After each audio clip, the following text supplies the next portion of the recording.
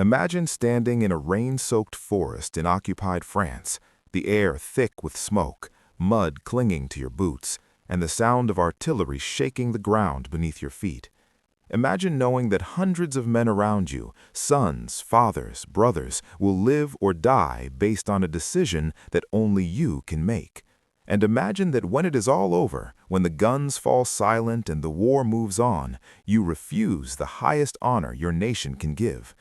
This is not the story of a general whose name fills history books.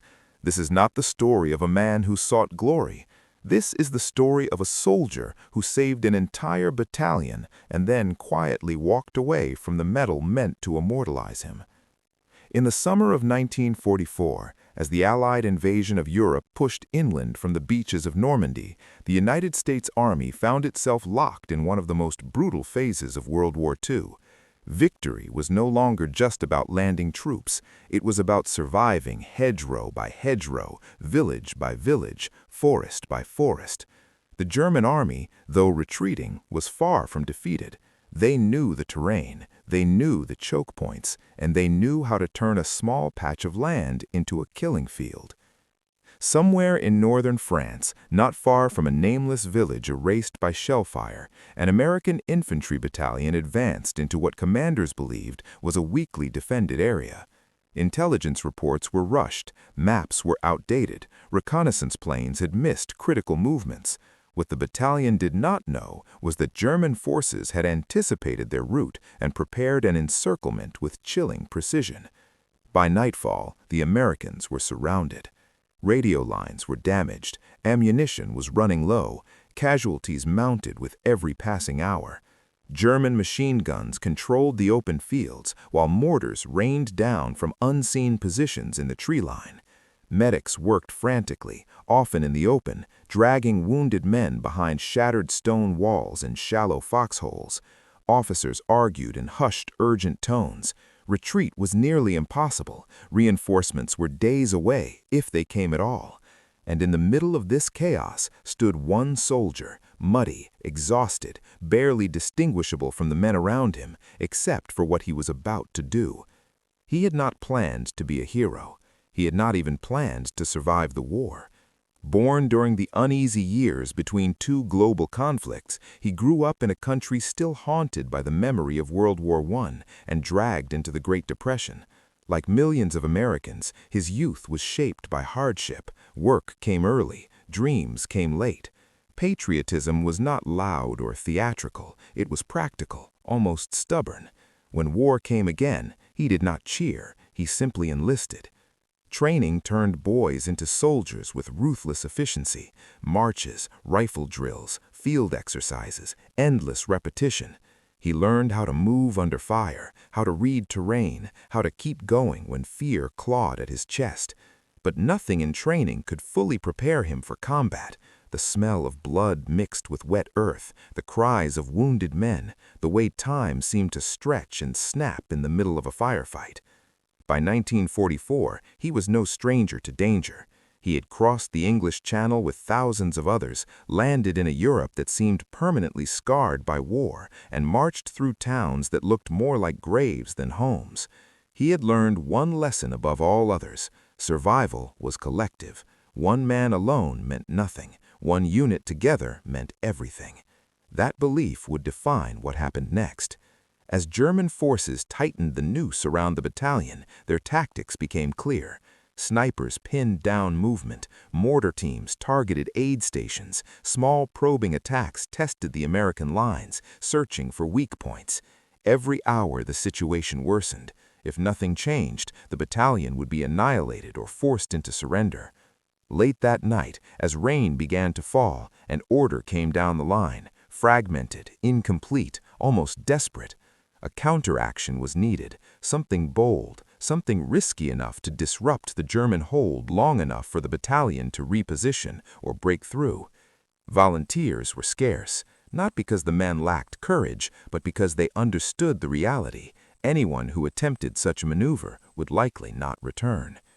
The soldier did not make a speech. He did not argue strategy. He simply stepped forward. What he proposed bordered on the unthinkable.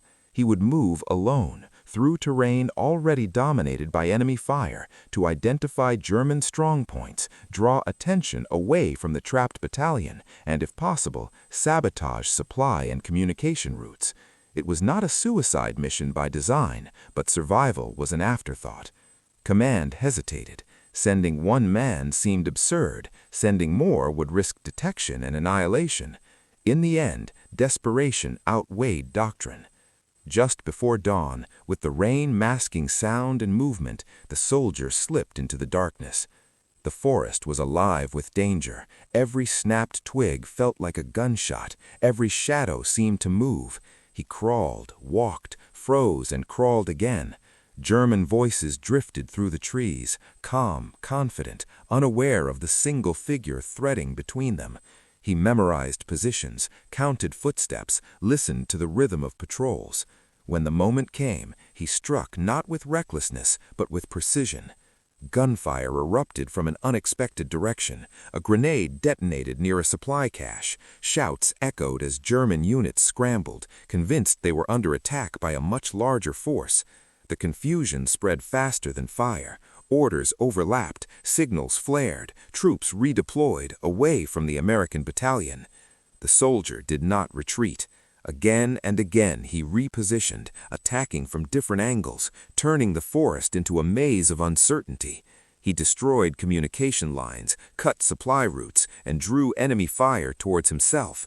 Each action bought minutes. Minutes became hours. Hours became a fragile opportunity. Back with the battalion, commanders realized something extraordinary was happening. Pressure eased, enemy fire slackened, a narrow corridor opened, dangerous, unstable, but real. They moved the wounded first.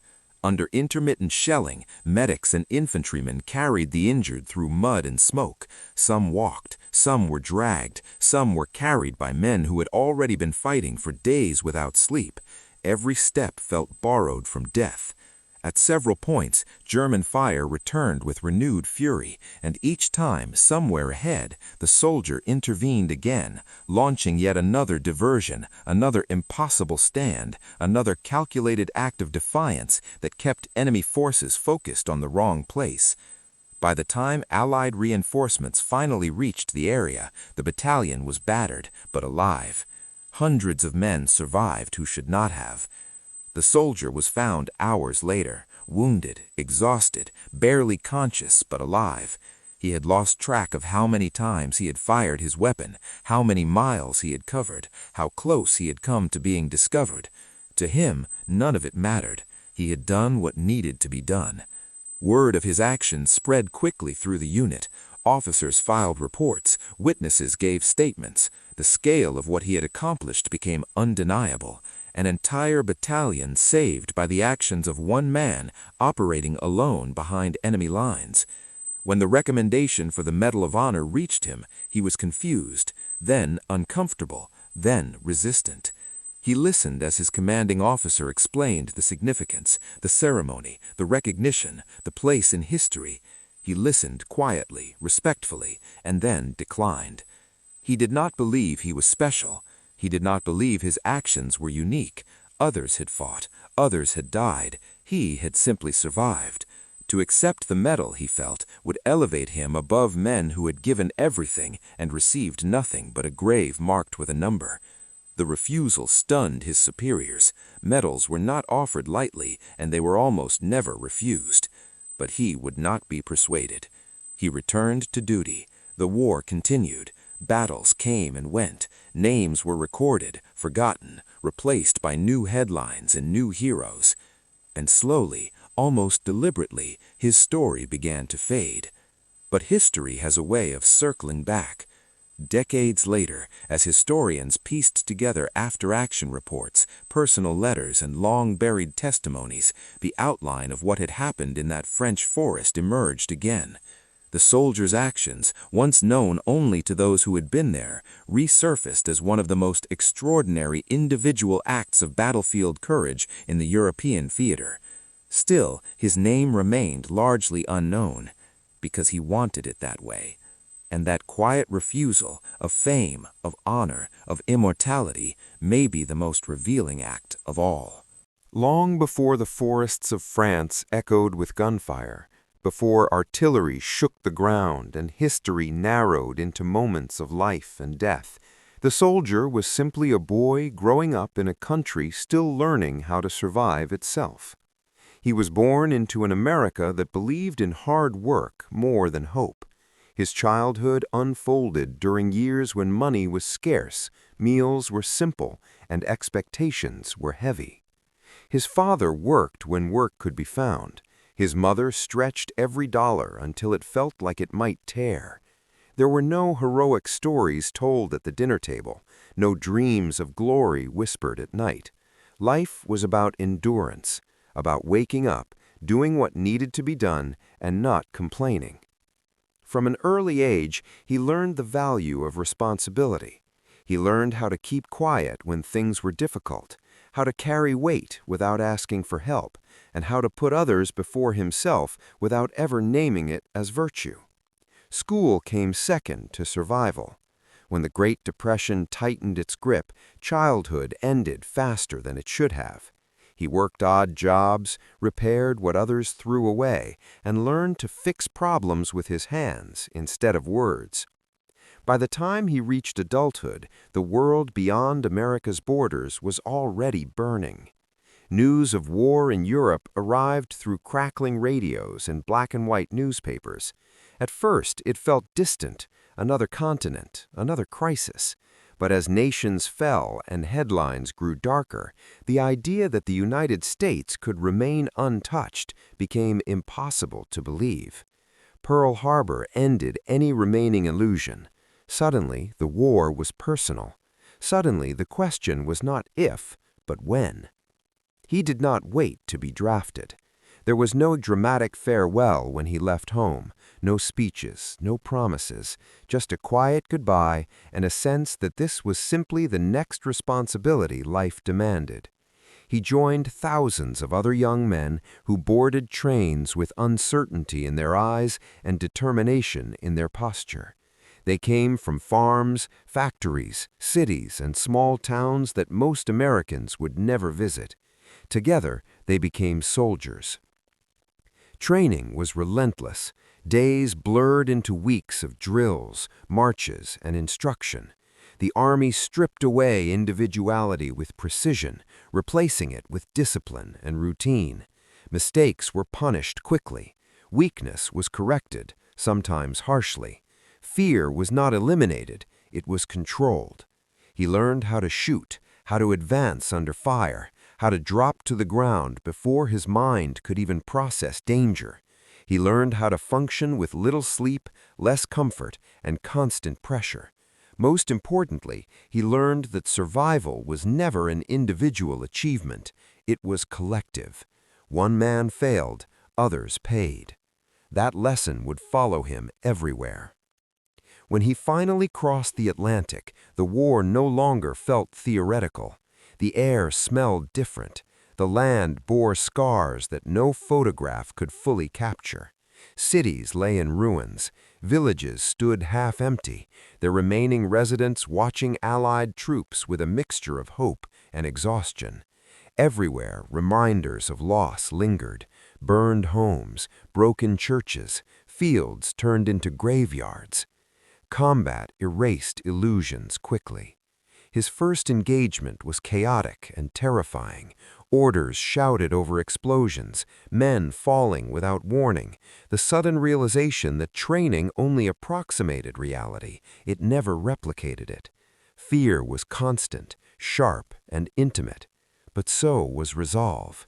He did not freeze, he did not panic, he moved, reacted, and followed orders because there was no alternative. As the campaign in France intensified, American infantry units faced some of the harshest fighting of the war. The terrain favored defenders. Thick hedgerows turned fields into natural fortresses. German units, experienced and desperate, fought with efficiency and precision. Progress was measured in yards. Victory came at a terrible cost. The battalion he belonged to became close in a way few outsiders could understand. Men learned each other's habits, fears, and strengths without ever discussing them. Bonds formed not through conversation, but through shared danger. They trusted one another because trust was the only thing standing between life and death. By the time the battalion moved into the region where it would eventually be surrounded, fatigue had settled deep into their bones. Supplies were stretched, morale was tested daily. Still, they advanced. Orders were orders. The war demanded momentum. The intelligence briefing that preceded the mission was brief and flawed. Resistance was expected, but not overwhelming. The maps showed potential escape routes that no longer existed. The battalion moved forward believing they had options. They did not. When German forces closed in, the shift was immediate and unmistakable. Fire came from multiple directions. Mortars fell with terrifying accuracy. Radio communication deteriorated rapidly. The battalion tried to hold its ground, but each attempt to reposition was met with renewed enemy fire. Casualties rose. Medics ran out of morphine. Officers struggled to maintain order as exhaustion and fear crept into every decision. The realization that they were surrounded came not as a single moment, but as a slow, horrifying certainty. Inside the perimeter, men dug shallow foxholes, knowing they offered little protection. They rationed ammunition, counting rounds as carefully as food. Wounded soldiers lay where they fell, waiting for darkness or distraction to be moved. Some prayed, some stared silently into the mud. Some whispered names of people thousands of miles away. The soldier observed everything. He noticed patterns in enemy fire. He listened to German movements. He recognized that the battalion was not under constant attack, but under control. The enemy was patient, confident, waiting for the moment when resistance would collapse on its own. That moment never came. When commanders debated their options, none were good. A full assault risked annihilation. Staying put meant starvation or surrender. Air support was impossible. Reinforcements were uncertain. It was then that the soldier began to think differently. He understood something others did not articulate. The Germans believed they were facing a conventional force trapped in place. They did not expect unpredictability. They did not expect initiative from a single individual.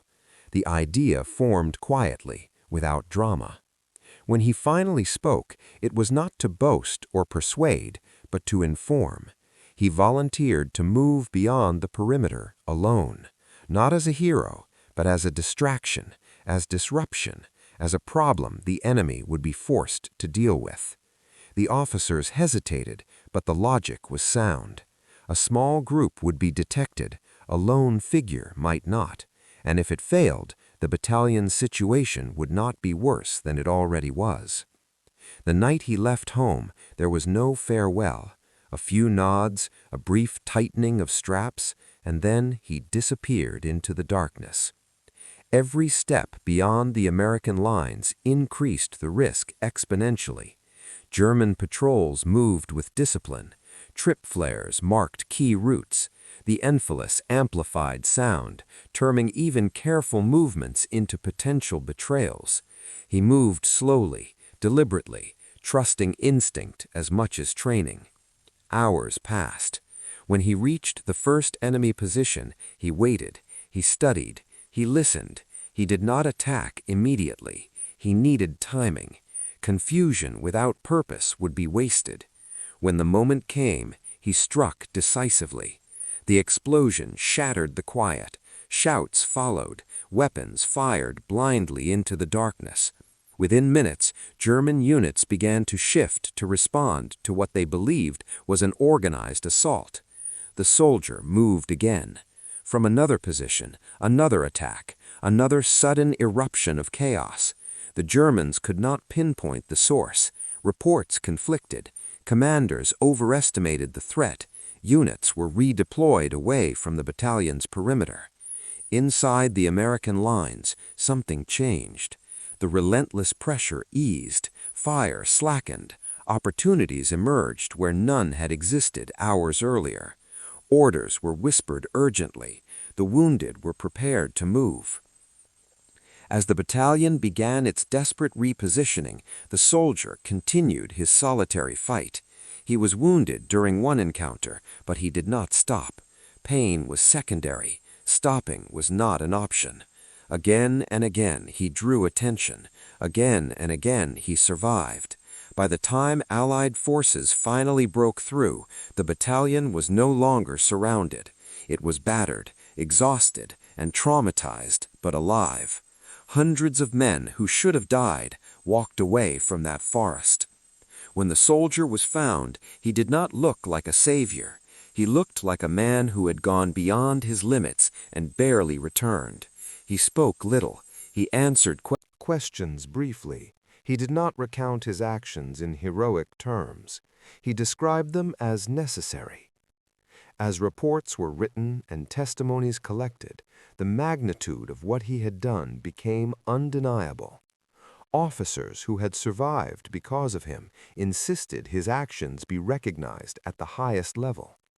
When he was told about the recommendation, his reaction was not pride. It was discomfort.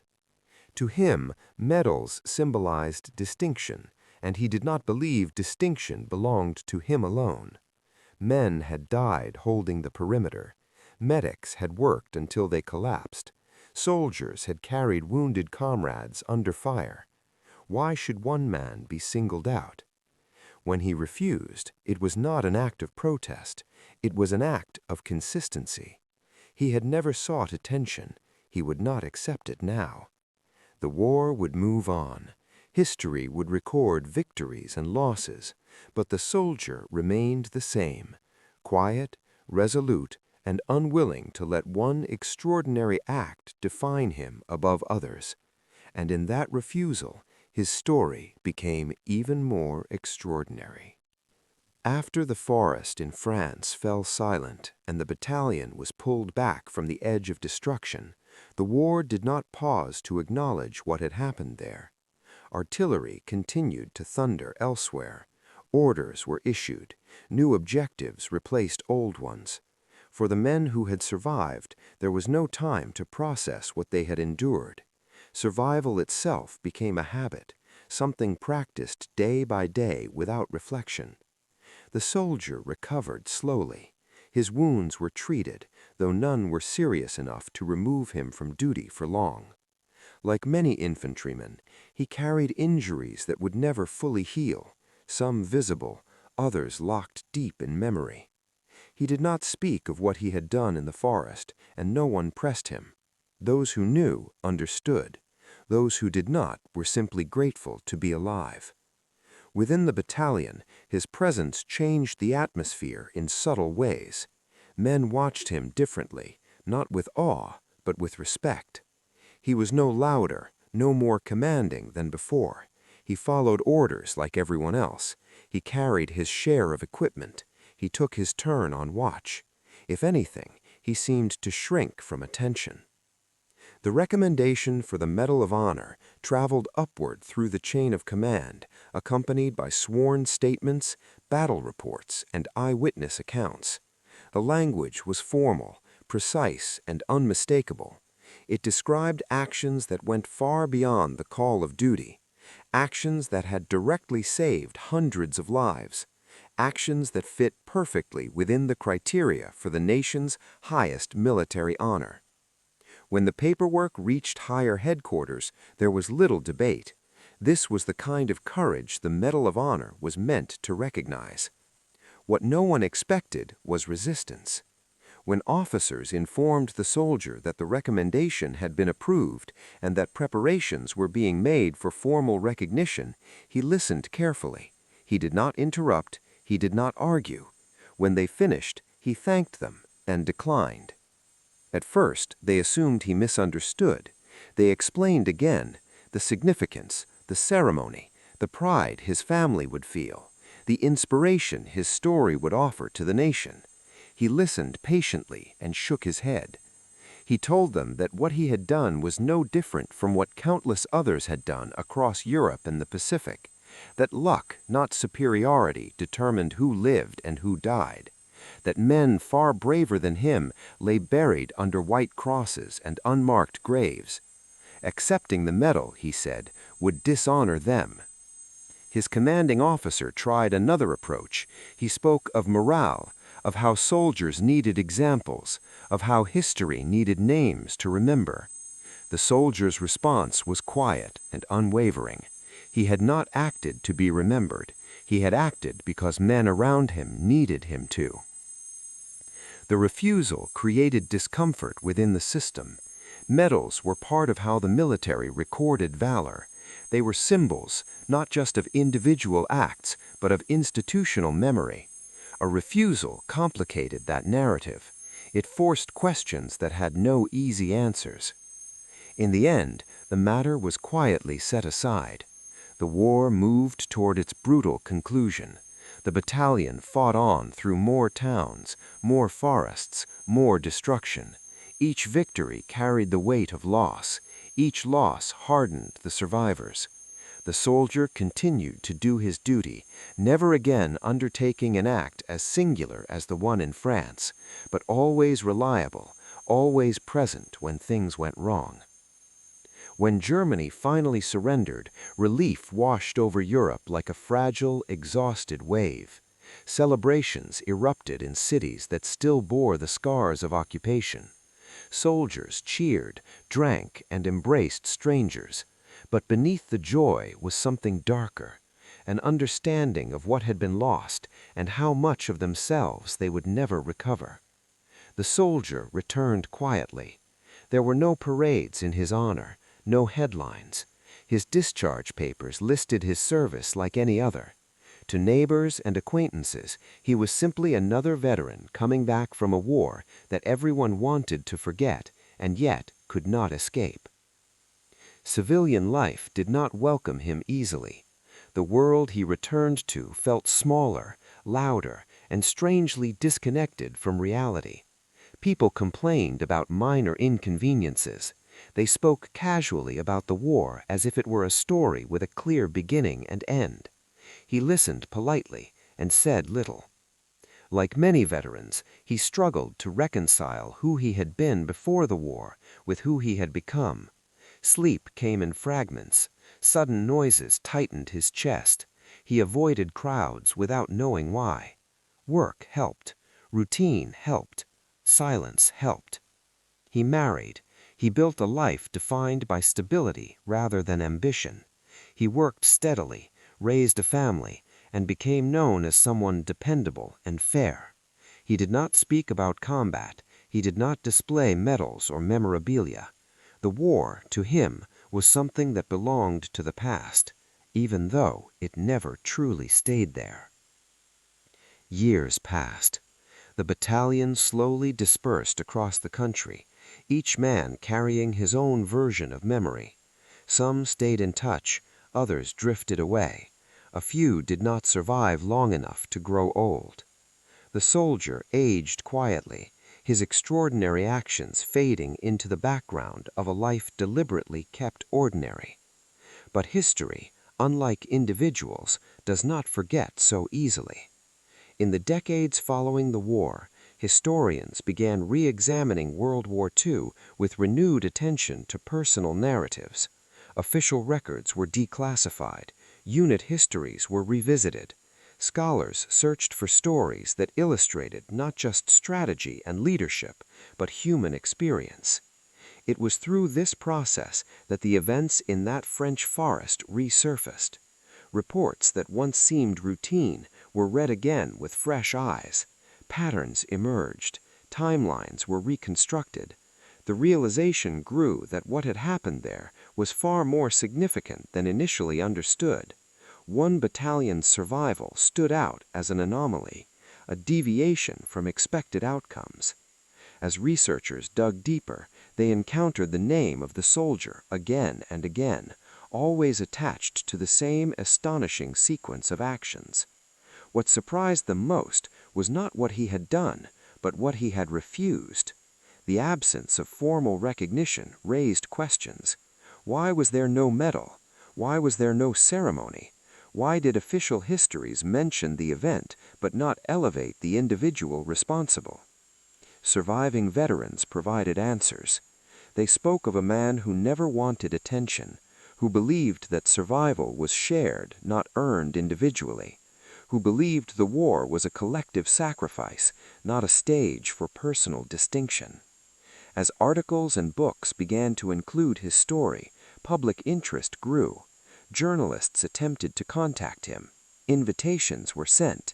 Recognition was offered again, this time from civilian institutions eager to celebrate an overlooked hero. He declined them all. He granted no interviews. He made no speeches. When pressed, he responded with the same quiet consistency he had shown decades earlier.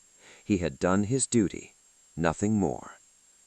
This refusal puzzled many and inspired others. In a culture increasingly fascinated by recognition, his silence felt almost radical. It challenged assumptions about heroism. It forced people to confront uncomfortable truths about how societies remember war. Heroism, his life suggested, was not always loud.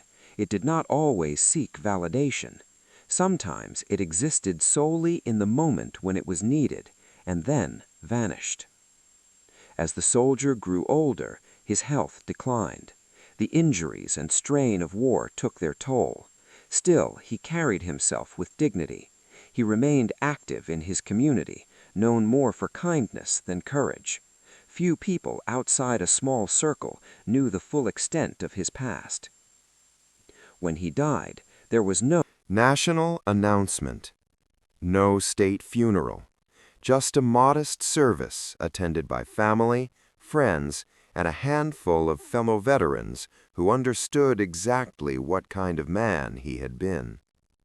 It was only afterward, as obituaries circulated and historians revisited his life, that the full weight of his actions gained broader recognition. Essays were written, documentaries were proposed, debates reignited about whether he should have been posthumously awarded the Medal of Honor. The question remained unresolved.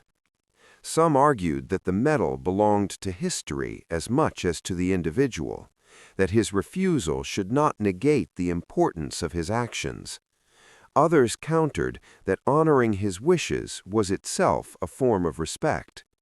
In the end, perhaps the most fitting legacy was not a medal, but the lives he had saved, the families that existed because he had acted, the futures that had unfolded because one soldier chose responsibility over recognition. In that French forest, surrounded by chaos and death, he had made a choice, not just to fight, but to disappear into the act itself.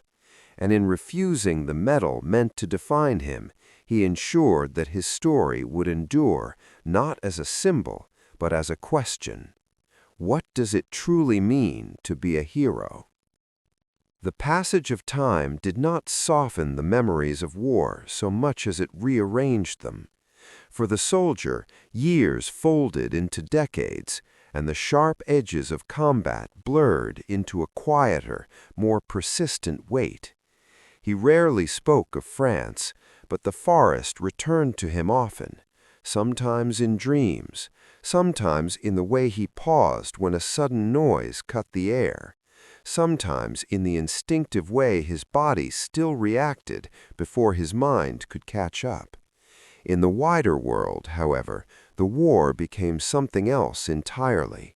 It transformed into stories told in classrooms, documentaries narrated with solemn authority, and films that compressed chaos into 2 hours of drama. World War II was remembered as a good war, a necessary conflict with clear villains and heroic outcomes. The complexity, the fear, and the moral ambiguity were often smoothed away. As America entered the Cold War era, new anxieties replaced old ones. Nuclear weapons, ideological standoffs, and proxy conflicts dominated headlines. Veterans of the previous war aged quietly in the background, their experiences overshadowed by newer crises. For many, this was a relief. For others, it felt like erasure. The soldier did not seek to correct the record. He worked, raised his children, and tried to be present in a world that had moved on. His sense of responsibility never faded, it simply found new expressions. He volunteered locally, helped neighbors without fanfare, and treated people with a fairness that came from having seen what happened when humanity broke down entirely. Those closest to him sensed there was more beneath the surface. His children noticed his silence when war came up in conversation. They noticed the way he avoided fireworks, the way his eyes lingered on news footage of soldiers returning from distant conflicts. But he never burdened them with explanations. He believed some experiences belonged to the person who lived them, and to no one else. Meanwhile, the men he had saved carried their own versions of the story. Some could never forget that moment when the pressure eased, when death seemed to pull back just long enough for them to escape. They spoke of it to their families, to friends, to anyone who would listen.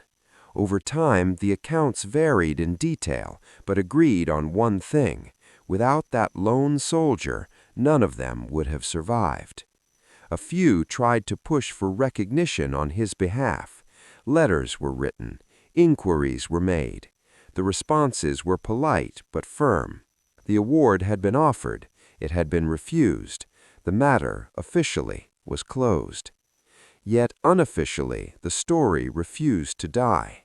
As the decades passed, military historians grew increasingly interested in acts of individual initiative during World War II, moments where rigid command structures gave way to personal judgment and improvisation. These cases challenged traditional narratives of warfare and highlighted the human element, often lost in strategic analysis. The soldier's actions in France became a case study. Scholars debated the tactical brilliance of his decisions, the psychological impact on German forces, and the broader implications for infantry doctrine. Some argued that such acts demonstrated the limitations of centralized command in chaotic environments. Others saw them as anomalies, remarkable precisely because they could not be planned or replicated. Through all of this, the soldier remained distant from the conversation. He was aware, vaguely, that interest in his actions persisted. Occasionally, a letter would arrive requesting an interview or clarification. He declined politely, often without explanation. He did not wish to relive the war, nor did he wish to be reshaped into a symbol he did not recognize. In private moments, however, he reflected. He thought about the men who had not made it home, the ones whose names were spoken only during reunions or memorial services. He thought about how thin the line was between survival and annihilation, how arbitrary the difference often felt.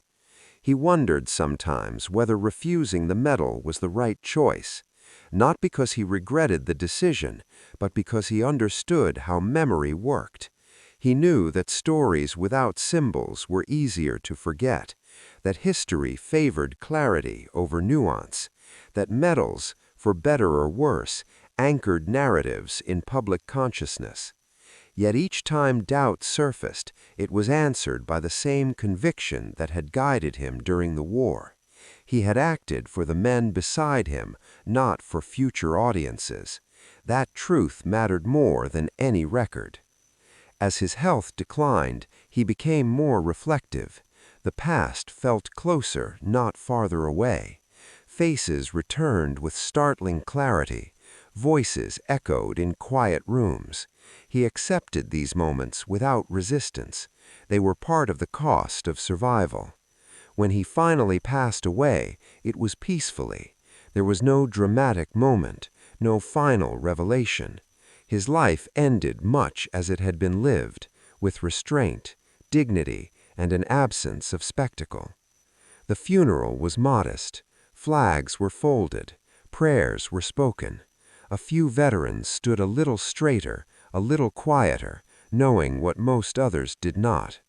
To the outside world, he was an ordinary man who lived an ordinary life. Only afterward did the full scope of his story begin to surface again.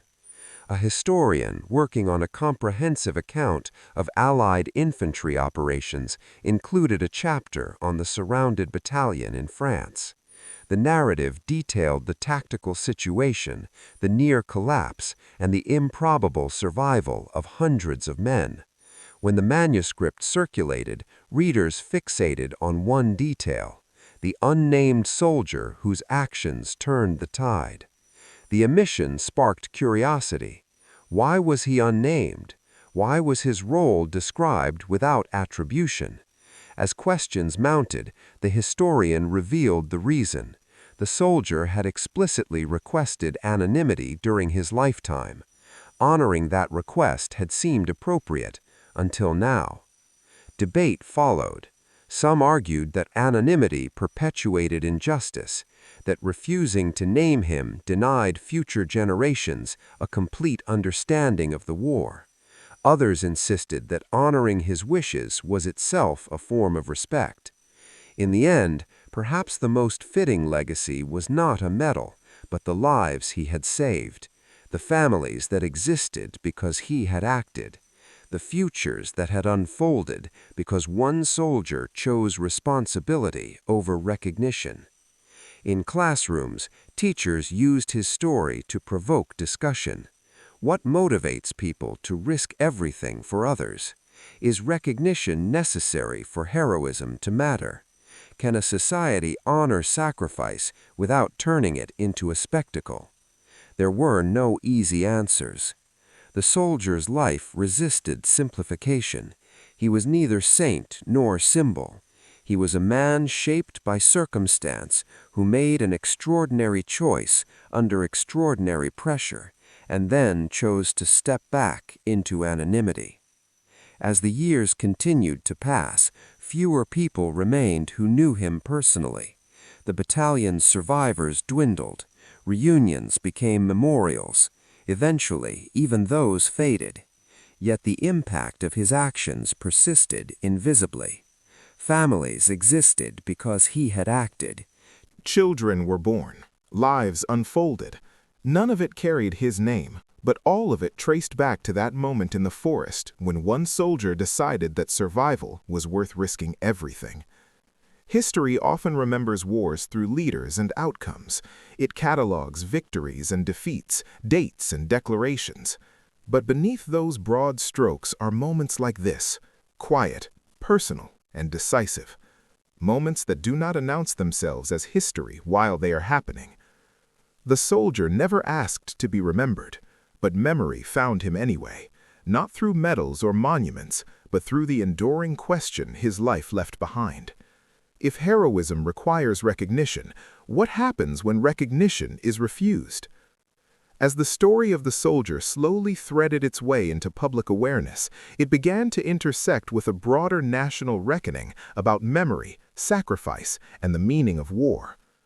America in the late 20th century was no longer the country he had fought for in his youth. The clarity that once defined World War II had given way to confusion brought on by later conflicts, wars without clear endings, without unanimous support, without the moral certainty many had once believed defined American military history. Against that backdrop, his story felt almost anachronistic.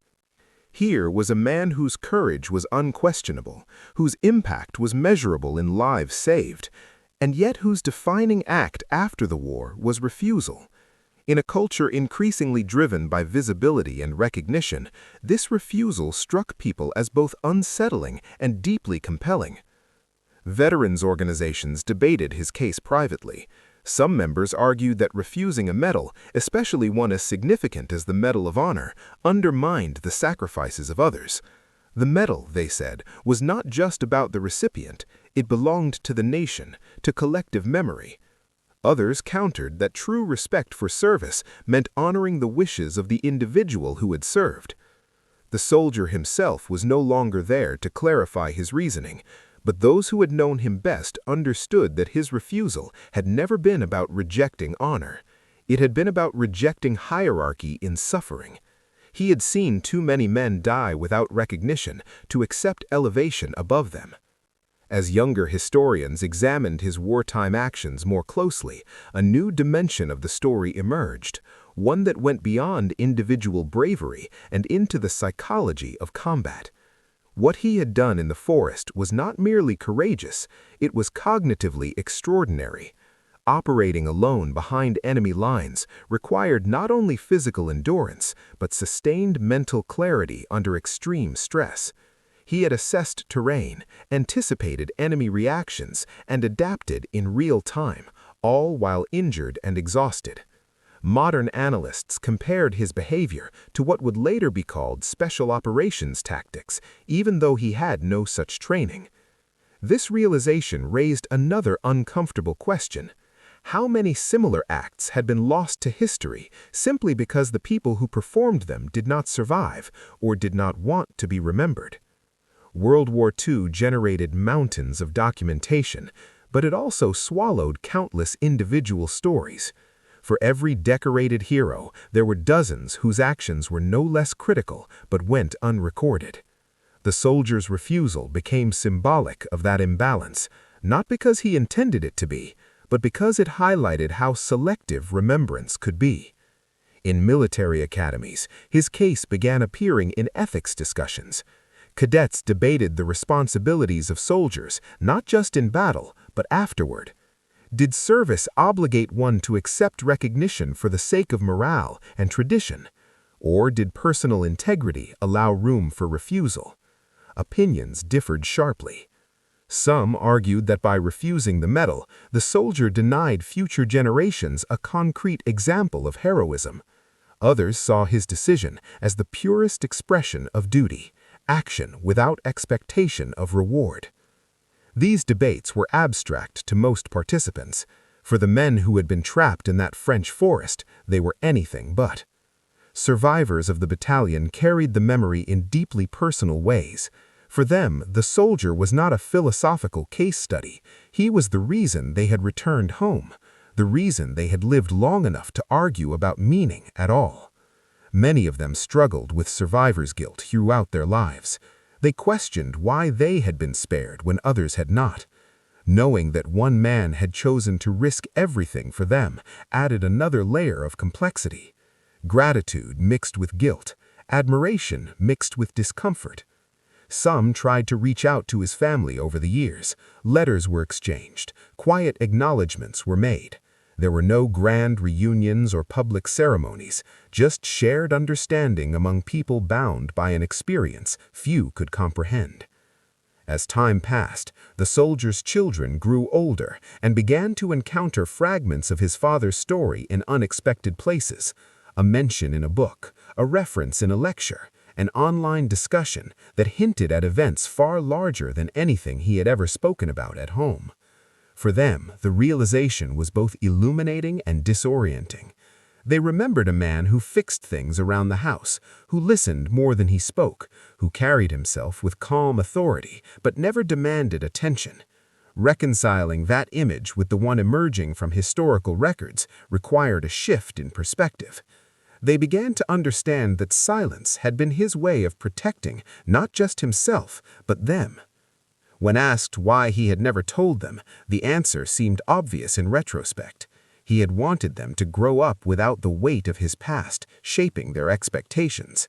He had wanted them to see him not as a hero, but as a father. As interest in his story continued to grow, filmmakers and writers approached his family with proposals, documentaries, biographies, dramatic adaptations. Each promised to honor his legacy. Most were declined. The family understood that once a story entered the realm of mass storytelling, control was lost. Nuance would be sacrificed for narrative clarity. Complexity would be smoothed into archetype. The soldier would become something he had never wanted to be. Eventually, a limited project was approved, not a dramatization, but a carefully researched historical account that focused as much on the battalion as on the individual. It emphasized context over spectacle, collective survival over singular glory. When it was published, readers responded strongly. Letters poured in from veterans and civilians alike. Some thanked the authors for reminding them that heroism did not always look like triumph. Others expressed discomfort, even frustration, at a story that refused to resolve neatly into celebration. That discomfort was, in many ways, the point. The soldier's life and actions resisted closure. They challenged the assumption that recognition was the ultimate goal of service. They forced people to think beyond surface-level heroism and consider the moral complexity of recognition itself. His legacy was not fixed in bronze or preserved in ceremony. It lived in conversation, in disagreement, in the uneasy admiration of those who encountered his story and could not easily categorize it. Long after the forest in France returned fully to nature, long after the battalion became a footnote in military history, the choice he made continued to ripple outward, quietly, persistently, refusing to be forgotten. As the 21st century unfolded, the distance between the present and the Second World War widened into something almost unimaginable. For many Americans, the conflict existed only in textbooks, museum exhibits, and black and white footage that felt more like mythology than memory. The generation that had lived through it thinned rapidly, taking with them first-hand knowledge that could never be fully replaced. In this widening gap, the story of the soldier gained a different kind of resonance. It was no longer simply about one act of courage in a forest in France. It became a lens through which people tried to understand a generation that had carried extraordinary responsibility and then returned home determined to live ordinary lives. The soldier's refusal of recognition came to symbolize a mindset that felt increasingly rare, the belief that duty was self-justifying, that action did not require applause to be meaningful. Cultural historians noted a shift in how Americans talked about heroism. Earlier narratives emphasized victory, dominance, and triumph. Newer conversations focused more on moral complexity, psychological cost, and ambiguity. In that context, the soldier's silence seemed less like modesty and more like wisdom. His battalion's story, once a tactical footnote, began appearing in broader analyses of Allied operations. Researchers highlighted how fragile success often was, how close even well-planned missions came to catastrophe. The survival of the battalion was cited as an example of how individual initiative could compensate, if only briefly, for systemic failure. Yet even as his actions were dissected academically, something essential resisted capture. The soldier had not acted out of strategy or doctrine. He had acted out of necessity. That distinction mattered. It reminded readers that war was lived moment to moment, not according to theories developed afterward. Decisions were made by people with incomplete information, under unbearable stress, with consequences they could not fully foresee. Former soldiers from later conflicts, Korea, Vietnam, Iraq, Afghanistan, found themselves drawn to his story. Many recognized the internal logic of his choices. They understood the instinct to protect those beside you above all else. They understood the discomfort with public praise that did not account for collective suffering. Some wrote letters to his family, describing how his story had helped them articulate feelings they had struggled to name. Feelings of pride tangled with grief, of gratitude intertwined with guilt, of accomplishment shadowed by loss. The soldier's family responded quietly when they responded at all. They appreciated the recognition, but remained cautious. They knew how easily admiration could slide into myth-making, and how quickly myth could erase the human cost at the center of the story. As public interest persisted, institutions faced renewed pressure to revisit the question of formal recognition. Petitions circulated. Editorials argued both sides. Some called for a posthumous Medal of Honor, framed not as a correction, but as an affirmation of national values. Opposition remained firm. Those closest to the story insisted that honoring the soldier meant respecting his choice. To override his refusal would transform an act of integrity into a hollow gesture. It would suggest that institutional validation mattered more than personal conviction. The debate revealed a deeper tension within American culture, the struggle between collective memory and individual autonomy. Who owned a story of sacrifice, the nation that benefited or the person who bore the cost? There was no definitive answer. As years passed, the soldier's story became less about resolution and more about reflection. Museums included it not as a celebration, but as a question posed to visitors. University courses used it to explore ethics rather than tactics. Veterans groups referenced it when discussing the complicated relationship between service and recognition. Through all of this, the soldier himself remained remarkably intact in the collective imagination, not exaggerated, not diminished, but held in careful balance. People noted the consistency of his life. He had not refused the medal and then sought attention elsewhere. He had not used his story to gain influence or authority. He had simply lived according to the same principles that guided him in war: responsibility, restraint, and loyalty to others over self. That consistency lent credibility to his actions. It suggested that the refusal was not performative, but deeply rooted.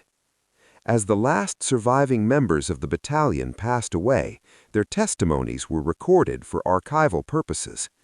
Listening to those recordings, one heard the same themes repeated in different voices: fear, confusion, relief, gratitude, and always the same description of the soldier: not as fearless, but focused; not as larger than life, but unwavering.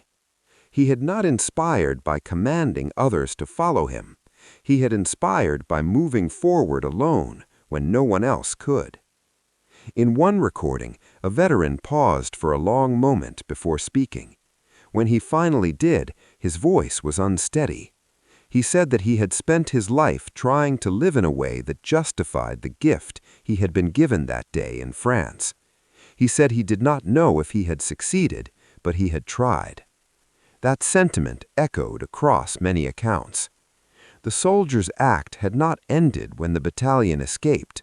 It had extended outward, shaping lives in ways he could never have predicted. It had imposed a quiet obligation on those who survived, to live well, to live deliberately, to live with awareness of how fragile existence could be. In that sense, his legacy was not confined to history. It was lived daily by people who had been given more time because of him. As digital archives expanded, the story reached audiences far removed from the war. Young people encountered it online, often stumbling across it unexpectedly. Reactions varied. Some were skeptical, questioning whether such restraint was realistic. Others were moved precisely because it seemed so out of step with modern expectations. Discussions flourished in comment sections and forums. Was honor admirable or misguided? Did humility diminish impact or enhance it? Could society function if everyone rejected honor, or did honor serve an essential purpose? The soldier's story offered no prescriptions. It simply presented a life lived according to internal standards rather than external reward. That absence of instruction made the story more powerful. It did not tell people what to think. It asked them to consider what they valued. In the quiet after those discussions faded, the forest in France remained unchanged. Trees grew where shells had fallen. Birds nested where foxholes had been dug. The land bore no markers of the moment when hundreds of lives had nearly ended. Only memory preserved it. And memory, shaped by choice as much by record, continued to wrestle with the meaning of what one soldier had done and what he had refused to accept. As time carried the world further from the violence of the 1940s, the meaning of the soldiers' actions continued to evolve. Each generation that encountered the story interpreted it through its own fears, values, and expectations. What remained constant was the quiet gravity at its center, the sense that something profoundly human had occurred in that forest, something that resisted simplification. In many ways, the soldier's story became a mirror. For some, it reflected an idealized vision of selflessness, a reminder that moral clarity could exist even amid chaos. For others, it highlighted the unfairness of war, that extraordinary courage was required simply to survive mistakes made far above the battlefield. The same facts supported vastly different conclusions. Military psychologists studied the incident for insights into stress response and moral decision-making.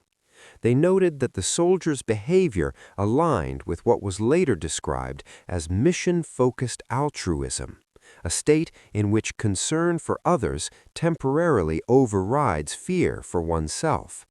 This was not recklessness, it was clarity under pressure, a narrowing of attention toward a single imperative.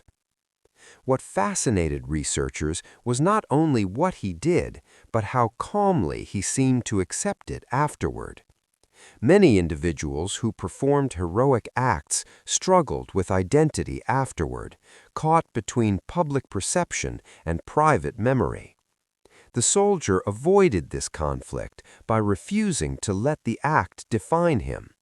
In doing so, he preserved a sense of internal coherence that many veterans never achieved. As veterans from later wars encountered his story, some felt challenged by it. They lived in an era where recognition, medals, and public gratitude were woven deeply into military culture. To reject such symbols felt almost like a rejection of collective sacrifice. Others, however, felt seen. They recognized the discomfort of being singled out when so many others had suffered equally. They understood the unease of being praised for surviving while friends had not. The soldier's refusal articulated something they had never been able to express aloud, that honor could sometimes feel heavier than silence. At reunions and commemorations, his name surfaced occasionally in conversation, not always spoken aloud, but understood. He became a reference point, a standard against which other stories were quietly measured, not in terms of bravery, but in terms of restraint. As institutions grappled with how to preserve World War II history, curators faced a dilemma. Exhibits required focal points, visitors needed narratives. How did one present a story whose central figure resisted being centered? Some chose to focus on the battalion as a whole. They told the story of encirclement, desperation, and survival without highlighting the individual responsible. Others included his actions, but emphasized his refusal, framing it as an ethical stance rather than a footnote. These choices shaped public understanding. Visitors often lingered longest at exhibits that raised questions rather than providing answers. They read the account of the forest and then paused at the mention of the refused medal. Conversations followed, quiet, thoughtful, sometimes uncomfortable. That discomfort signaled engagement. The soldier's story did not reassure, it unsettled. It complicated the neat categories people preferred when thinking about war. It reminded them that courage and humility could coexist and that one did not require the validation of the other. As digital storytelling expanded, the narrative reached even wider audiences. Short articles, podcasts, and videos condensed decades of reflection into accessible formats. While these retellings varied in depth, most preserved the essential elements: the battalion, the lone soldier, and the act of refusal. Some versions simplified the story, emphasizing drama over nuance. Others worked carefully to maintain balance. The soldier's family monitored these retellings when possible, intervening rarely but decisively when the narrative drifted too far from reality. They understood that stories, once released, took on lives of their own. Despite these variations, one truth remained stable. The soldier had never sought to control how he was remembered. His refusal had not been an attempt to shape legacy, but an acceptance that legacy was out of one's hands. That acceptance resonated deeply in an age increasingly preoccupied with personal branding and curated identity. Philosophers and ethicists began referencing the story when discussing virtue ethics. They noted that the soldier's actions aligned closely with classical ideas of virtue as intrinsic rather than performative. He had done what was right because it was right, not because it would be recognized. In this framing, the refusal of the medal was not an afterthought, but a continuation of the same moral logic that guided his behavior in battle. The forest in this interpretation was not just a physical location, but a moral crucible, a place where character was revealed under extreme pressure. As global conflicts continued into the new century, comparisons inevitably arose.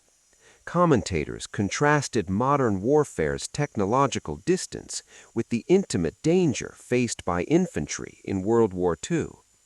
They questioned whether such acts of individual initiative were still possible, or whether war had become too systematized, too mediated. Veterans often responded that the fundamental human elements had not changed. Fear, loyalty, and responsibility remained constant. What changed were the tools, not the choices. In this sense, the soldier's story remained relevant, not because it was unique, but because it was archetypal. It captured a moment when one person confronted a problem larger than himself and acted anyway. As the narrative matured, it became less about whether he should have accepted the medal and more about why that question mattered so much to people who had never faced such circumstances. The debate revealed contemporary anxieties about worth, validation, and moral clarity. It exposed a collective desire for heroes and a simultaneous discomfort with the imperfections of real ones. The soldier offered no reassurance on these points. His life suggested that meaning did not depend on consensus, that one could live well without being widely understood. In private correspondence preserved by his family, a single line appeared repeatedly in different contexts. It was not a declaration, but an observation. Someone had to do it. That sentence captured everything. It stripped the act of grandeur and returned it to necessity.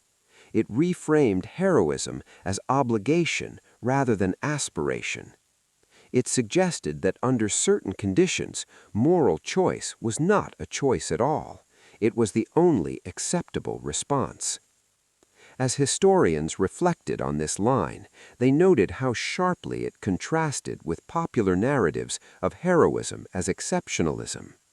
The soldier did not see himself as exceptional. He saw the situation as demanding. This perspective altered how readers interpreted the entire event. The focus shifted from personal courage to situational responsibility. The soldier was not elevated above others. He was responding to a vacuum where action was required. That framing made the refusal of the medal inevitable.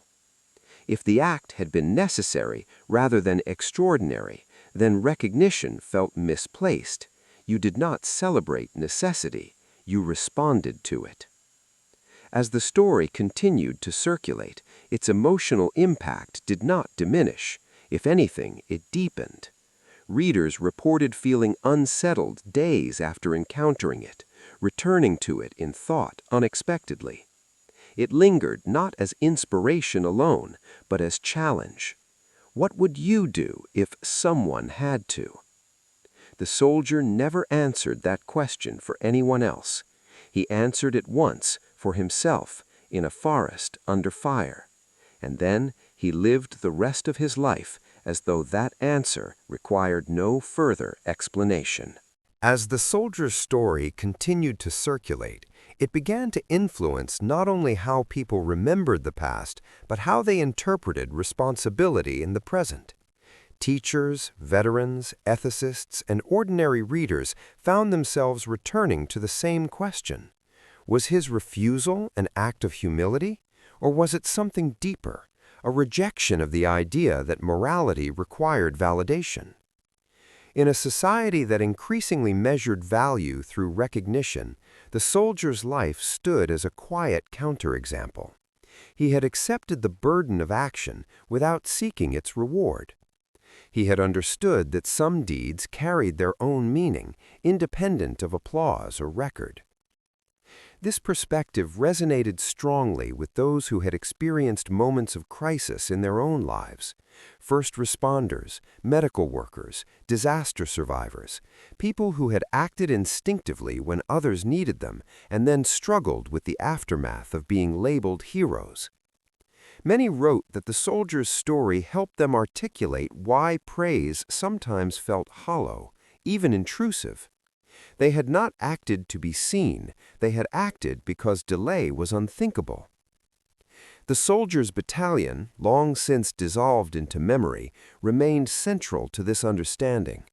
Their survival was not abstract, it was concrete, measurable, and enduring. Hundreds of lives had continued because one man chose action over hesitation. Children and grandchildren existed because that decision had been made. Yet the soldier never framed his actions in terms of impact. He did not speak of numbers or outcomes, he spoke only of circumstance. That distinction shaped how historians began to tell the story. Rather than focusing solely on the tactical brilliance of his maneuvers, they emphasized the fragility of the situation that had produced them. The battalion had not been saved by genius alone, but by a convergence of awareness, resolve, and timing. The soldier's clarity had emerged from chaos, not control. This framing resisted romanticization. It refused to turn the forest into a stage or the soldier into a legend. Instead, it placed both within the uncomfortable reality of war, a reality where necessity often masqueraded as heroism in retrospect. As the story matured, attention shifted increasingly toward the battalion itself. Scholars reconstructed the movements of individual companies, the decisions of junior officers, and the collective endurance that allowed the unit to respond when opportunity appeared. The soldiers' actions were understood as catalytic rather than singular, a spark that ignited a response, not a solitary solution. This emphasis aligned more closely with the soldier's own beliefs. He had never seen himself separate from the men he served with. He had acted for them, not above them. At commemorative events, when the battalion was mentioned, there was often a pause. Speakers struggled to acknowledge the soldier without elevating him beyond his peers. Some succeeded by focusing on shared survival rather than individual heroics.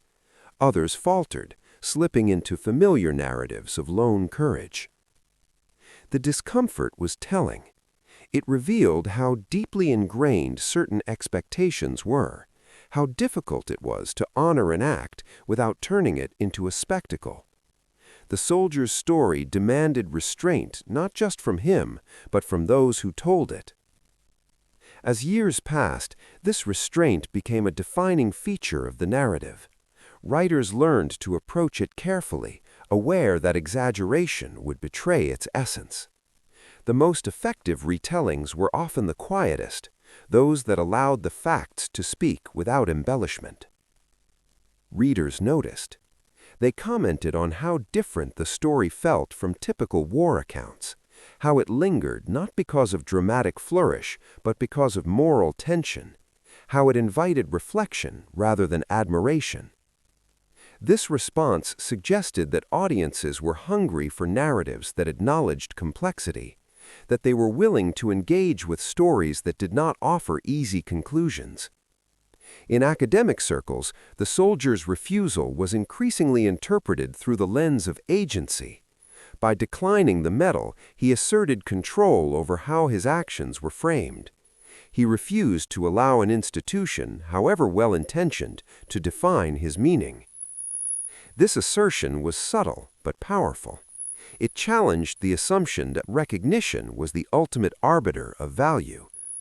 It suggested that individuals retained the right to interpret their own actions, even when those actions affected many others. Critics argued that this perspective privileged individual conscience over collective memory. Supporters countered that collective memory without respect for individual conscience risked becoming hollow. The debate mirrored broader cultural conversations about autonomy, authority, and identity. Meanwhile, the forest in France continued to exist, indifferent to interpretation. It bore no monument, no plaque. Its silence contrasted sharply with the noise surrounding the story. This absence became symbolic. It reminded observers that history did not require markers to be real, that some of its most significant moments left no physical trace. Pilgrims occasionally visited the area, guided by maps and archival research. They stood among the trees, trying to imagine what had happened there. Most left without speaking, aware that words felt insufficient. The soldier's family, aware of these visits, expressed mixed feelings. They appreciated the respect shown, but worried about the gradual transformation of a lived experience into something abstract. They remained committed to preserving the story's integrity, even as control slipped further away. As the last generation with live ties to World War II faded, responsibility for memory shifted entirely to those who had not been there. This transition intensified the importance of stories like The Soldiers, not as relics, but as touchstones for ethical reflection. Educational programs incorporated the story into discussions about leadership and responsibility. Students analyzed the soldier's decision-making process, the constraints he faced, and the consequences of his choices. They debated alternatives, often concluding that there were none. This realization unsettled them. It suggested that moral clarity sometimes emerged not from deliberation, but from urgency. That the luxury of reflection was not always available, that some decisions demanded immediate commitment without assurance of outcome. The soldier's life embodied this truth. He had not known whether his actions would succeed. He had not known whether the battalion would survive. He acted anyway. In this sense, the refusal of the medal was less about humility than about continuity. It was consistent with a worldview that placed action above acknowledgement, responsibility above reward. As the story reached new audiences, its impact continued to evolve. For some, it became a standard against which to measure public displays of heroism. For others, it remained a personal inspiration, a reminder that meaning could be found in doing what was necessary and then letting go. What united these interpretations was a shared recognition of the soldier's integrity. He had aligned his actions with his values, and he had lived with the consequences without complaint. That alignment, rare and demanding, was perhaps the most enduring aspect of his legacy. Long after debates about medals faded, long after academic interest shifted to other subjects, the core of the story remained intact. A battalion surrounded, a soldier acting alone, and a refusal that transformed an act of courage into a lifelong statement. The forest did not remember him. History struggled to contain him. But those who encountered his story carried it forward, not as a tale of glory, but as a question that refused to disappear. As the soldier's story reached deeper into public consciousness, it began to shape not only how people thought about heroism, but how they understood memory itself. Memory, historians observed, was not a static record of the past. It was an active process, filtered through values, priorities, and the needs of the present. In this process, the soldier's refusal acted like a fault line, revealing tensions that had always existed but were rarely examined. Communities across the United States grappled with how to commemorate war without glorifying it. Memorials were redesigned to emphasize loss rather than victory. Ceremonies shifted tone, becoming quieter, more reflective. In many of these discussions, the soldier's story surfaced as an example of remembrance without spectacle. Veterans who attended such events often found themselves thinking of him. They remembered how uncomfortable praise could feel when it failed to account for those who never returned. They remembered standing in uniform while applause washed over them, wondering how to reconcile gratitude with grief. The soldier's refusal validated those conflicted emotions. For younger generations, encountering the story often provoked surprise. They were accustomed to narratives where bravery culminated in reward, where recognition served as narrative closure. The idea that someone would reject that ending felt almost subversive. It disrupted expectations about how stories were supposed to conclude. Educators leaned into that disruption. They presented the soldier's life not as a morality tale with a clear lesson, but as a case study in ethical ambiguity. Students debated whether he owed something to the men he saved, whether accepting the medal might have honored them collectively. Others argued that his refusal honored them precisely because it rejected hierarchy in suffering. The absence of consensus mirrored the complexity of the act itself. Meanwhile, military institutions quietly adjusted how they documented acts of valor. Greater emphasis was placed on unit citations and collective recognition. While individual awards remained central, there was increased acknowledgement that survival often resulted from shared effort rather than singular heroics. Though rarely mentioned explicitly, the soldier's case influenced these shifts. At the same time, popular culture continued to wrestle with his story. Screenwriters and novelists were drawn to its dramatic potential, yet struggled to adapt it without betraying its essence. How could one dramatize restraint? How could silence be made compelling?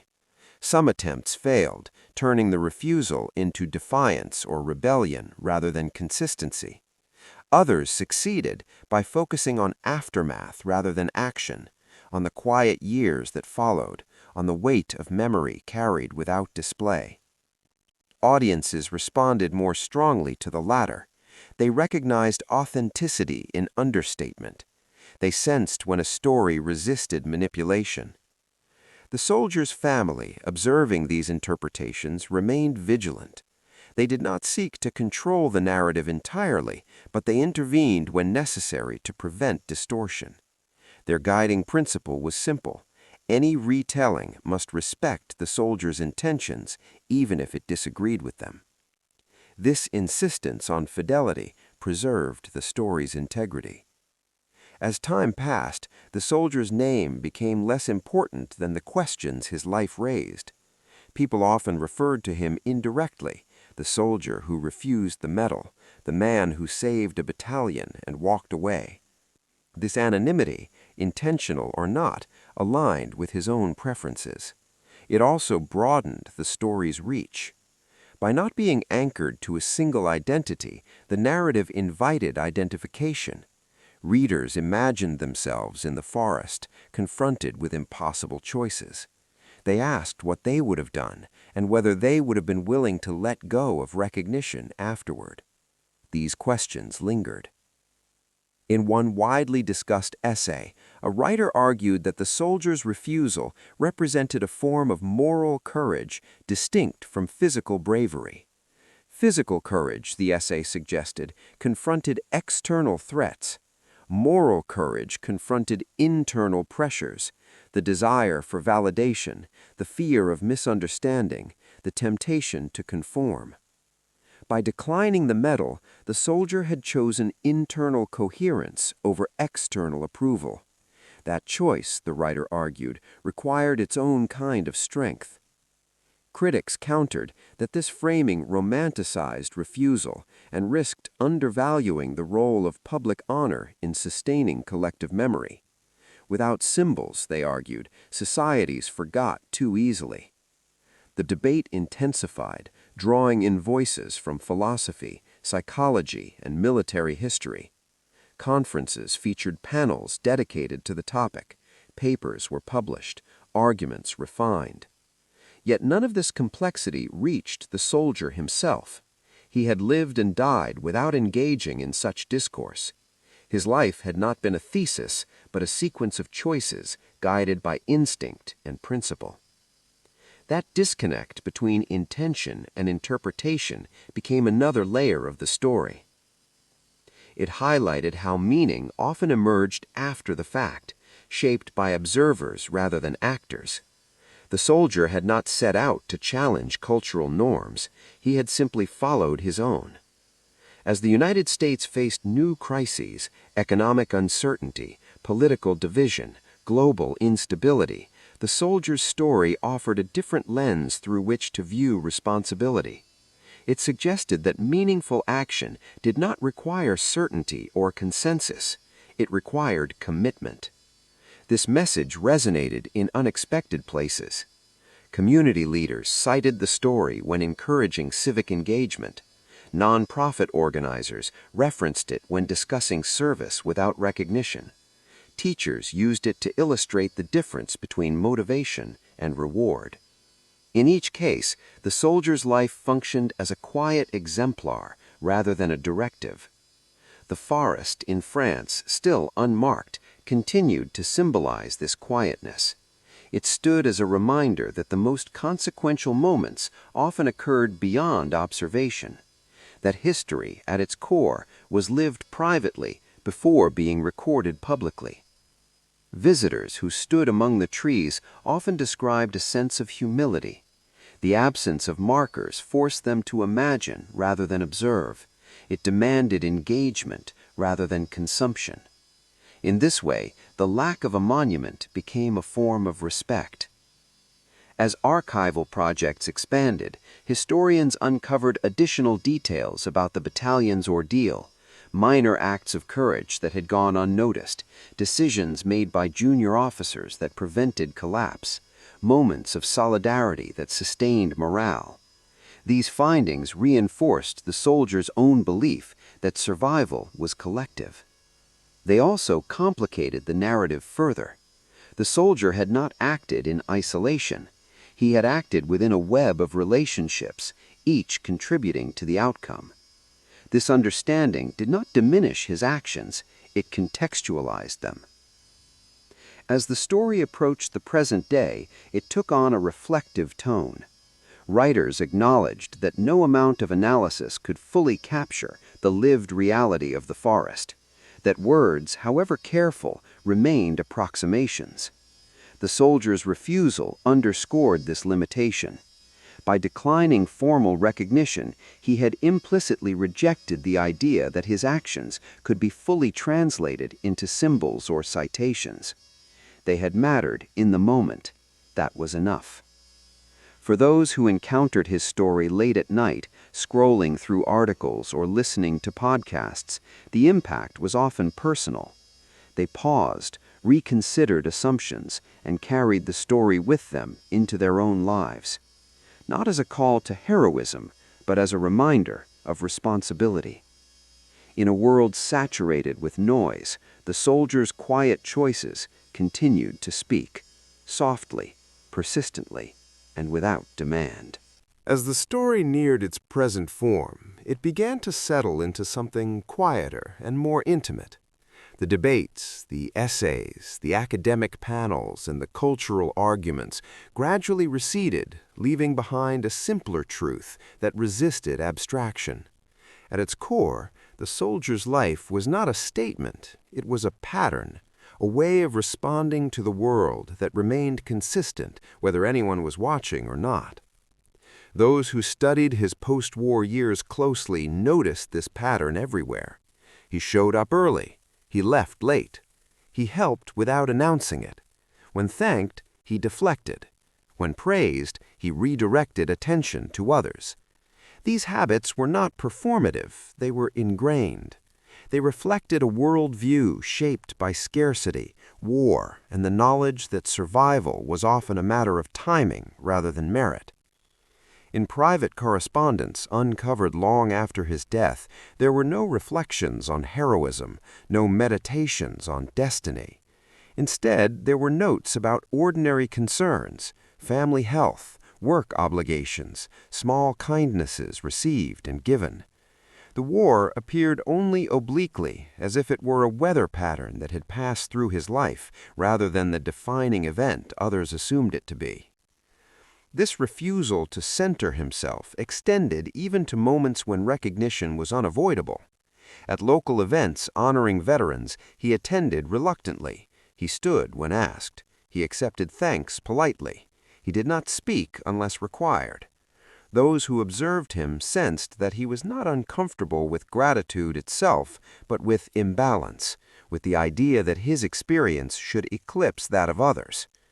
That instinct traced directly back to the forest. In that moment of encirclement, there had been no hierarchy of worth. Fear had been evenly distributed. Death had been indiscriminate. The soldier had not believed himself more deserving of survival than anyone else. He had simply been the one in a position to act. That belief stayed with him. As historians revisited the battalion's ordeal with greater granularity, they identified the soldier's actions as a pivot point, but not the only one. They mapped the cascade of decisions that followed his intervention, the officers who seized the moment, the soldiers who moved the wounded under fire, the medics who refused to abandon patients, the communication specialists who restored contact at critical moments. Each act mattered. This layered understanding reinforced a broader shift in historical interpretation away from singular hero narratives and toward systems of human cooperation under stress. The soldier's story fit naturally into this framework, not as an exception, but as an illustration. It showed how individual initiative and collective response were not opposing forces, but complementary ones. In contemporary discussions about leadership, this insight proved influential. The soldier was cited as an example of situational leadership, not leadership by rank or authority, but by necessity. He had not commanded others, he had created conditions in which others could act. This reframing appealed to audiences weary of hierarchical models. It suggested that leadership could emerge anywhere, at any moment, driven by awareness and responsibility rather than position. Yet the soldier himself would likely have rejected the label entirely. To him, leadership implied intention. What he had done felt reactive, almost inevitable. Men were in danger. He could move. Therefore, he moved. This simplicity confounded attempts to categorize him. It resisted motivational framing. It offered no strategy for replication. It simply existed. As the story approached its final chapters in public discourse, writers began to focus less on what the soldier's actions meant and more on what they revealed about human nature. They noted how quickly people reached for narratives that affirmed their values and how unsettled they became when a story refused to cooperate. The soldier's refusal of the medal did not offer closure. It left a question mark where a period was expected. That question mark became the story's most enduring feature. Readers and listeners often reported a lingering sense of discomfort after encountering the narrative, not dissatisfaction, but unease, the feeling that something important had been raised but not resolved. That unease prompted reflection. In this way, the story functioned less like entertainment and more like a moral encounter. As time continued its steady march, the urgency of preserving first-hand accounts intensified. Oral history projects raced to capture remaining memories. Archives expanded. Digital platforms ensured unprecedented access to documents that had once been buried. Within this sea of information, the soldier's story remained distinctive, not because it was louder or more dramatic, but because it was quieter. It stood out precisely because it did not demand attention. This quality attracted a certain kind of audience, those willing to sit with ambiguity, to accept that not all meaningful acts culminated in validation. For them, the soldier's life offered permission to value integrity over validation. As educators reflected on the story's impact, many noted that students engaged with it differently than with traditional hero narratives. Instead of admiration alone, there was introspection. Students asked fewer questions about tactics and more about motivation. They debated not whether the soldier was brave, but whether bravery required acknowledgement. These discussions extended beyond military contexts into broader considerations of civic life. What obligations did individuals have to act when systems failed? How much responsibility did one bear for others? When was it appropriate to step forward, and when to step back? The soldier's life provided no formulas, it provided an example. As anniversaries of World War II events continued to pass, ceremonies grew quieter. The tone shifted from celebration to remembrance. The soldier's story fit naturally into this evolution. It reminded participants that the cost of victory had been borne by individuals who rarely sought recognition. In one particularly moving commemoration, a speaker closed by referencing the battalion, not naming the soldier, but honoring the choice he had made. The audience stood in silence, absorbing the weight of what was unsaid. Silence, in this context, felt appropriate. The forest, unchanged and unmarked, continued to embody this silence. It offered no interpretation. It demanded no agreement. It simply existed as the site of a moment when human responsibility had overridden fear. As the story drew closer to its conclusion, one truth became increasingly clear. The soldier's refusal had not diminished his legacy, it had deepened it. By stepping away from recognition, he had forced others to step toward reflection. By declining a medal, he had created space for meaning. This was not the legacy of a medal or a monument. It was the legacy of alignment, between action and belief, between choice and consequence. And in that alignment, the story found its power. As the story entered its final stretch, it grew quieter still, as if aware that endings demanded restraint. The soldier's life, examined from a distance, did not arc toward a grand conclusion. It leveled, it settled, it became something steady and grounded, shaped less by what had happened to him than by how he chose to carry it. Those who lived alongside him in his later years often remarked on his attentiveness. He listened carefully, rarely interrupting. When he spoke, his words were measured, almost economical. He did not waste language.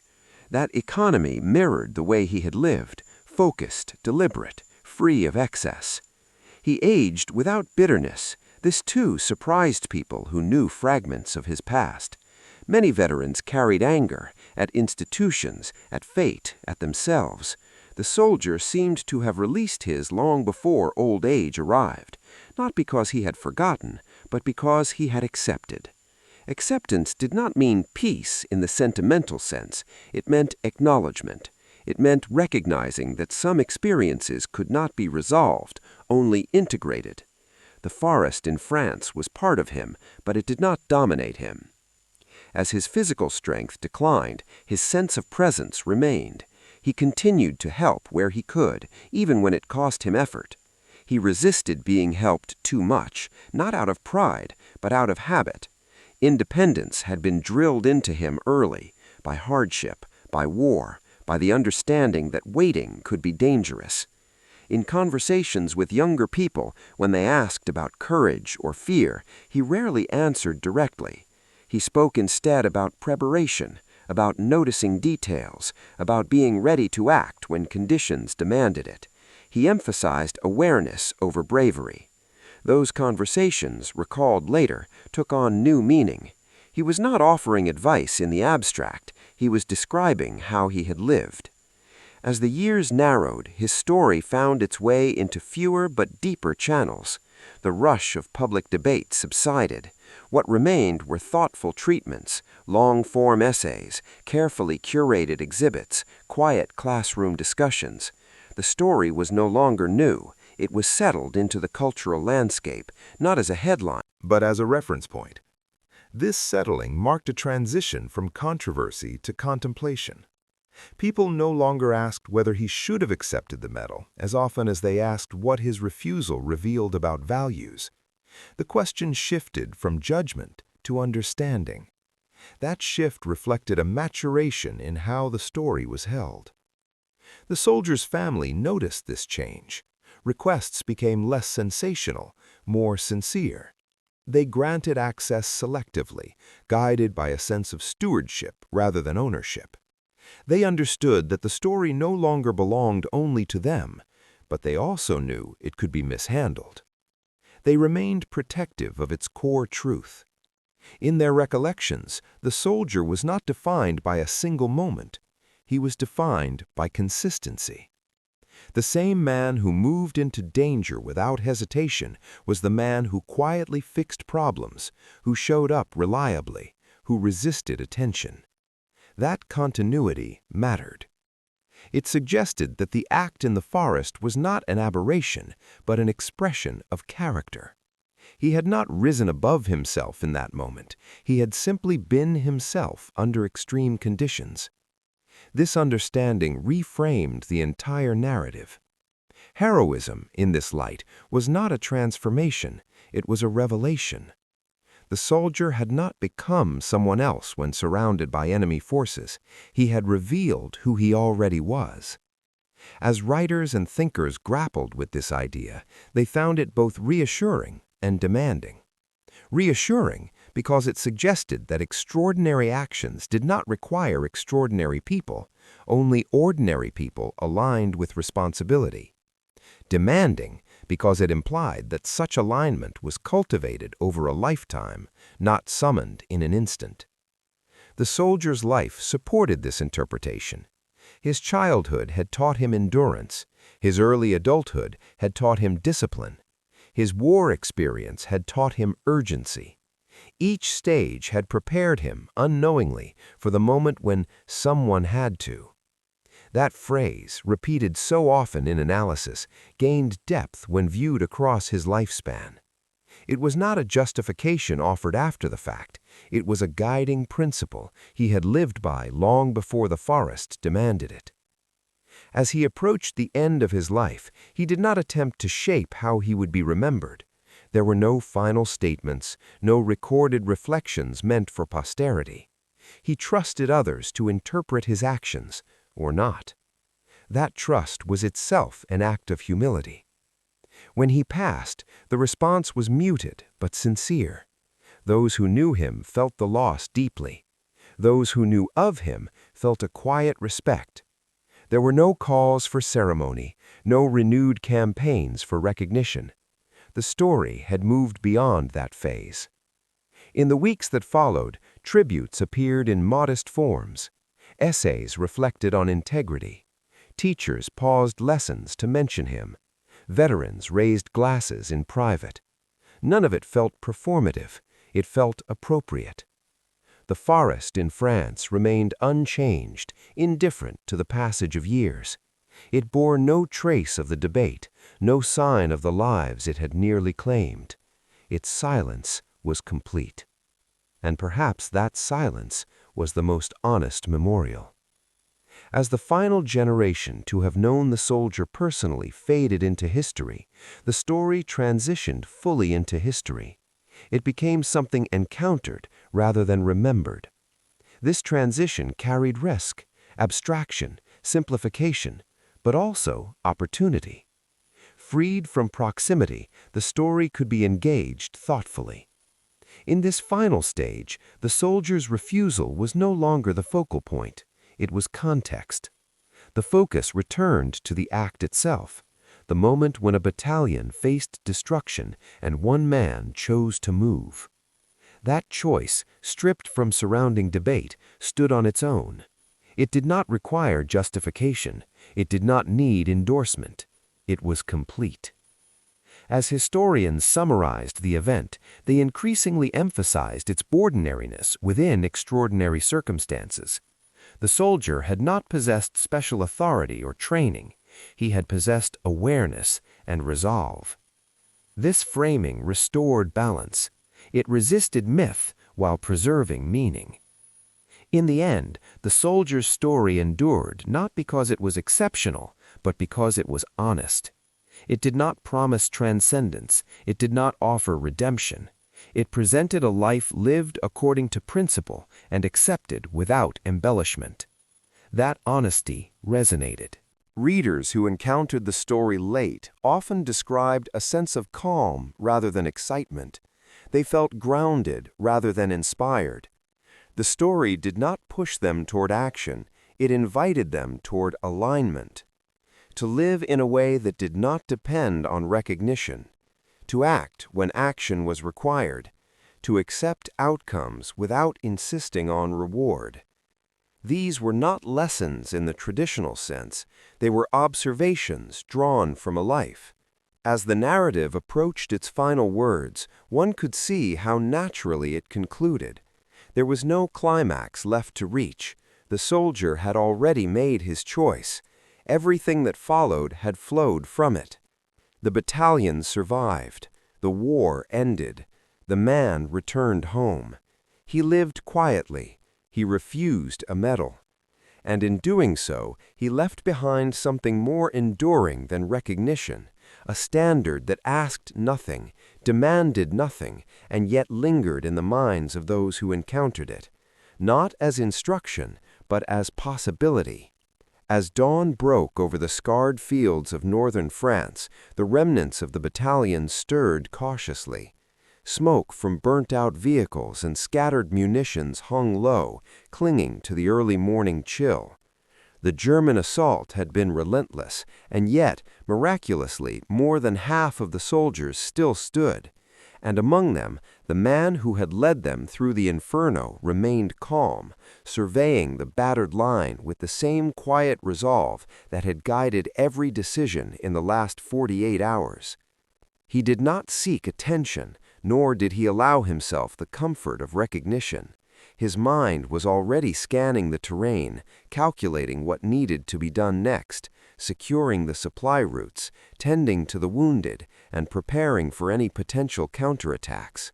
Others might have crumbled under the weight of such responsibility, but he had learned early in life that courage was measured not in accolades, but in action.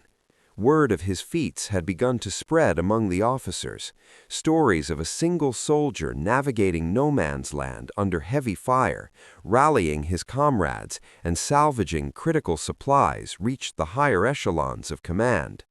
The battalion's commanding officer, visibly moved, approached him later that morning. In his hand rested the Medal of Honor, the United States military's highest decoration for valor. Yet the soldier shook his head firmly. "I was just doing my duty," he said softly.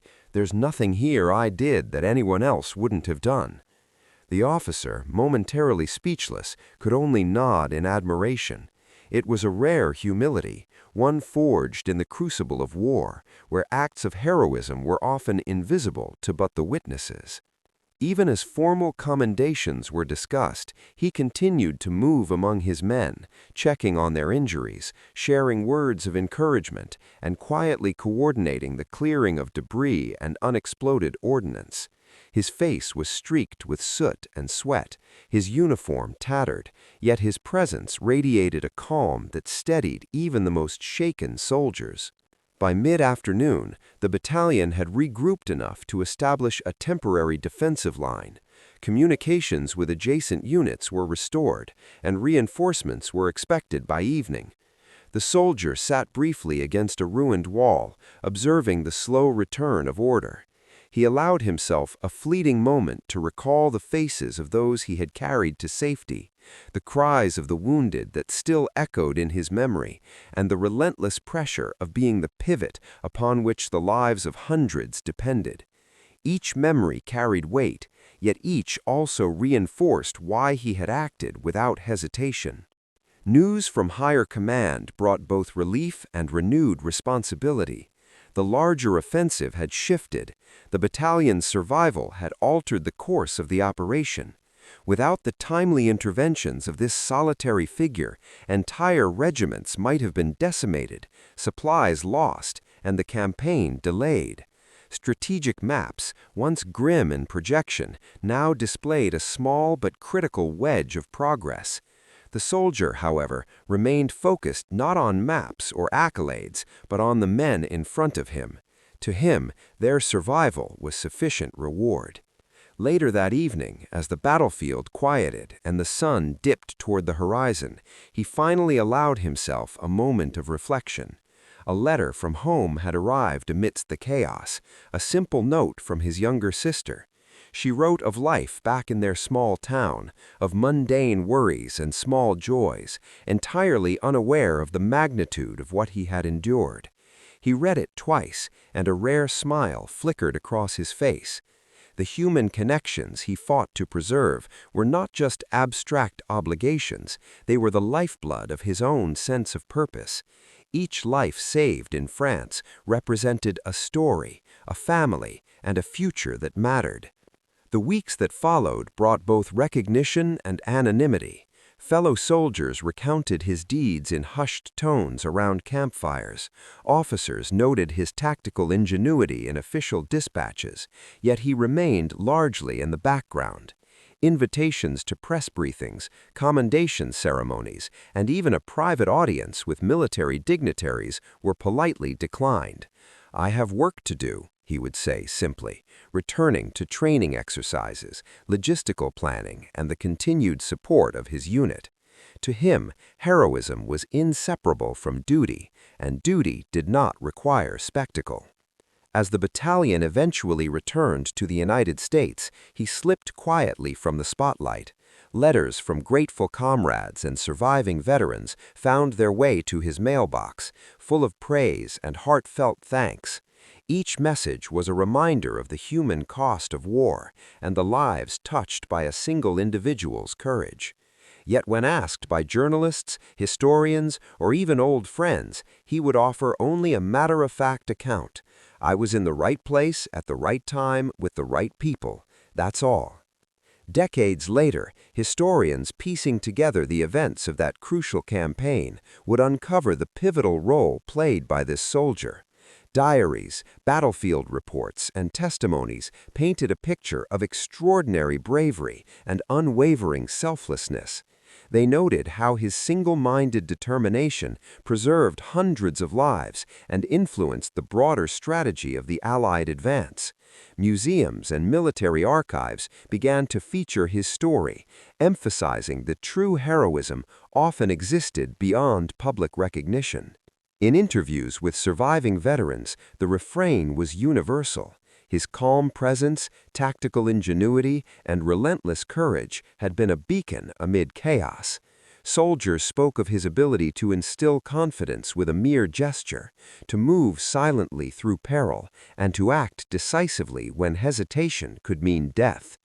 Some recalled how, even in moments of respite, he would tend to minor details that ensured collective safety, from reinforcing barricades to distributing scarce medical supplies. In every retelling, his humility stood as tall as his valor. The legacy of the soldier who refused the Medal of Honor endured not only in historical records, but also in the hearts of those he saved. Families of veterans recounted stories passed down, describing a man who had stood between life and death without expectation of reward. Local memorials, small plaques, and commemorative writings quietly honored his deeds, yet he never sought these acknowledgments. For him, the preservation of human life and the fulfillment of duty were honors unto themselves. Even as society evolved and generations passed, the essence of his story remained a lesson in courage, integrity, and the quiet power of action over recognition. Military academies included his campaigns as case studies, emphasizing that leadership was as much about moral clarity and humility as it was about strategy. Scholars highlighted the ethical dimensions of refusing accolades in the face of extraordinary risk, framing his choice as a moral exemplar for future officers and soldiers. In personal reflections later in life, he often described moments of fear that had been overcome not through self-belief alone, but through commitment to others. Courage, he said, is not the absence of fear, it's the willingness to act when fear is present for the sake of something greater than oneself. This philosophy informed his post-war life, guiding his engagement with veterans organizations, community projects, and educational initiatives. Even outside the battlefield, the principles that had defined him remained steadfast.